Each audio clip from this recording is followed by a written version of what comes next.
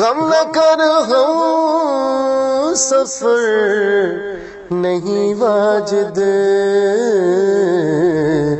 तेरा साया तो तेरा हमदम है।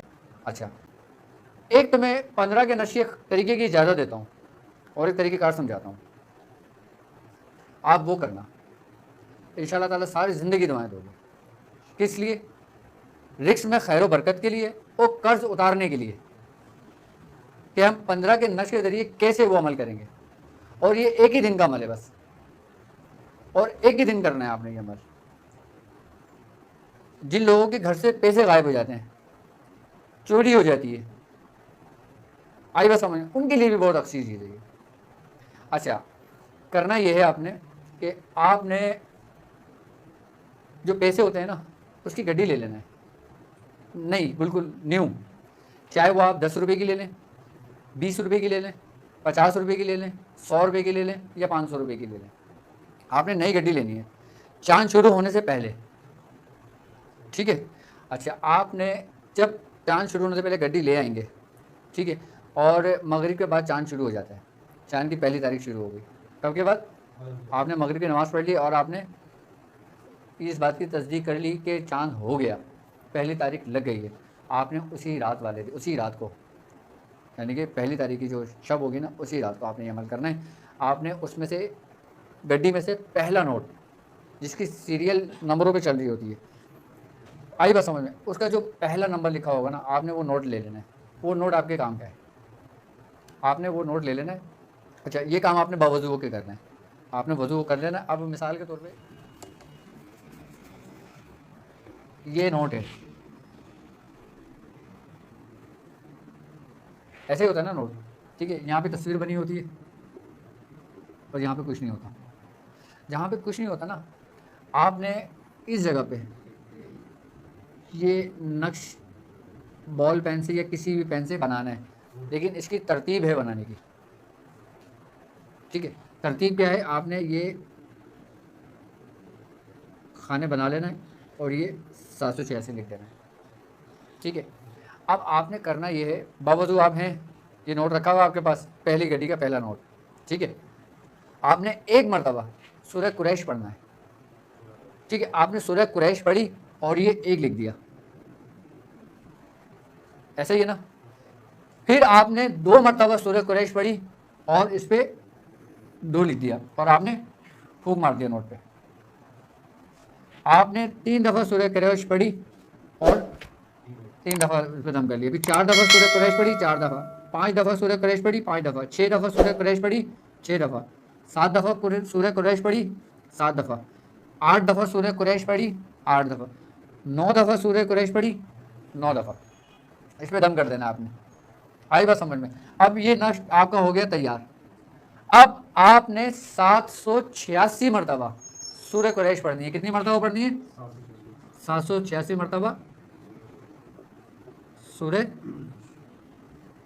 उसी रात को 786 मरतबा सूरह कुरैश पढ़ के इस पूरे नोट के ऊपर दम कर देना है।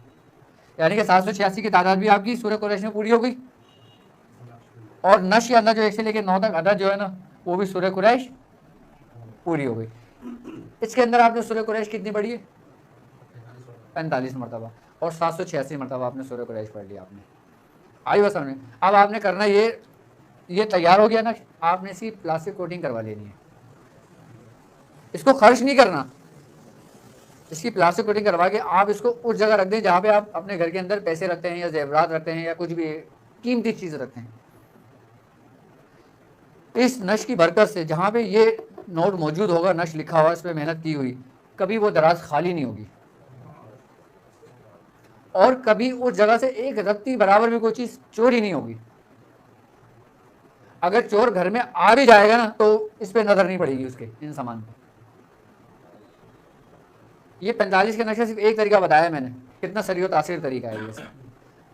आई बात समझ में?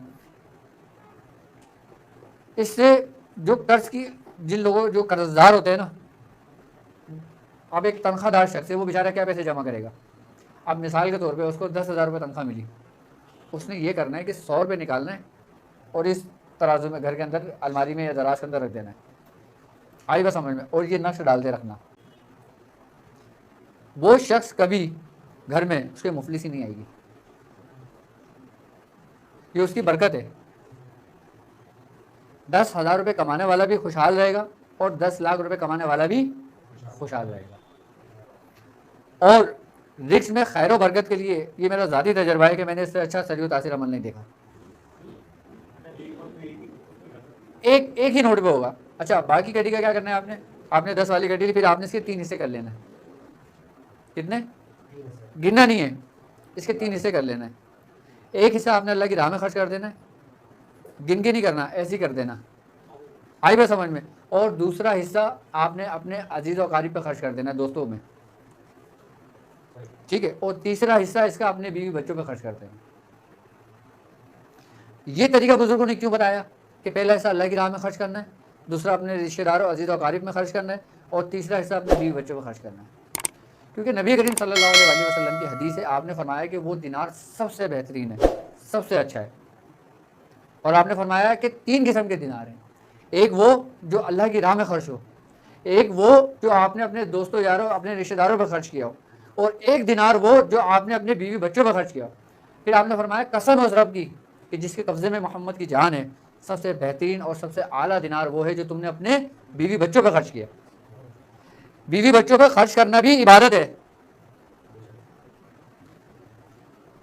और जो चीज़ बीवी बच्चों पे इंसान खर्च करता है, बीवी बच्चों के लिए कमाता है, उसका कोई पूछगछ नहीं है, उसका कोई हिसाब किताब नहीं है। हमारे दीन इस्लाम कैसा मजहब है कि आप अपने बीवी बच्चों के लिए अगर घर से निकलते हो और आप हादसा का शिकार हो जाते हो, उसमें आपकी मौत वाक़ई हो जाती है, तो अभी ये शहादत का दर्जा है। और यहाँ लोग बीवी बच्चों को धुतकार रहे होते हैं और रिश्तेदारों में और अपने दोस्तों यारों में बड़े मुअज़्ज़िज़ और वो बड़े पैसे वाले बने होते हैं। बीवी बच्चों पर खर्च नहीं करते, दूसरों दुनिया पे लाखों रुपए खर्च कर देंगे, बीवी बच्चों पर खर्च नहीं करते। ऐसे शख्स का हिसाब होगा। आपकी कमाई पे सबसे ज़्यादा आपका हक आपके घर वालों का है। आई ना बात समझ में? तो इसलिए कहते हैं कि बीवी बच्चों के साथ इंसान अपना सलूक अच्छा करे। ये नोट का समझ में आ गया तरीक़ेकार पूरा? मेरी तरफ से इसके तमाम लोगों को इजाज़त है, इसकी आम इजाज़त है। और अच्छा, ये होगा सिर्फ चांद की पहली ही तारीख को। अगर कोई रबीउल अव्वल में नहीं कर सका तो वो रबीउल सानी में कर ले, रबीउल सानी में नहीं कर सकता फिर वो किसी भी महीने की चांद की पहली तारीख को ही करना है और रात के वक़्त ही करना है। और सूरह कुरैश, अच्छा सूरह कुरैश ही क्यों पढ़ी है?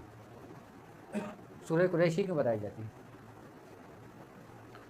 मैं आपको एक बात बताऊँ, जिन्नात के मामले में, रोज़ी रिज़्क़ के मामले में, इस मामले में इससे बेहतरीन सूरत मैंने नहीं देखी। शयातीन जिन्नातों की तो सूरह कुरैश मौत है। कहते हैं कि सिर्फ और सिर्फ सूरह कुरैश का आमिल उस जगह चले जाए जहाँ पे जिन्नात होते हैं, वो घर छोड़ के भाग जाता है। वो कुछ पढ़े या ना पढ़े वो एक अलग बात है, वो वहाँ से निकल जाता है। सिर्फ किससे? सूरह कुरैश का आमिल। और कहते हैं कि सूरह कुरैश की अगर आपने दावत अदा कर ली, सूरह कुरैश का आपने अमल पूरा कर लिया, जैसे इसका बुजुर्गान दीन ने तरीक़ेकार समझाएं, जहाँ तक उस आमिल की नज़र उठती है ना, जहाँ तक उसको दिखाई देता है, वहाँ तक शयातीन जल जाते हैं। कितनी पावर रखती होगी सूरह कुरैश? ये नंगी तलवार है ये सूरह कुरैश। सूरह कुरैश की इजाज़त हमारे पास तमाम सलासिल से आई है।